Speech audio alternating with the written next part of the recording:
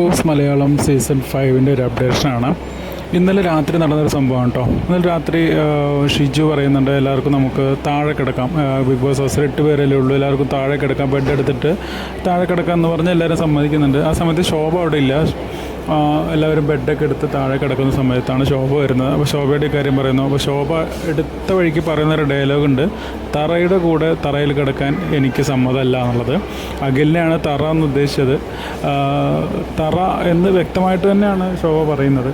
ഈ പറയുന്ന വാക്ക് ഇനി അഖില് തിരിച്ചാണ് പറഞ്ഞിരുന്നത് എന്നുണ്ടെങ്കിൽ ഇവിടെ ആ ബിഗ് ബോസ് ഹൗസിന് ഉണ്ടാക്കാമായിരുന്ന ഒരു ഭൂകമ്പം അത് നമുക്കെല്ലാവർക്കും ഊഹിക്കാവുന്നൊരു കാര്യമുള്ളൂ.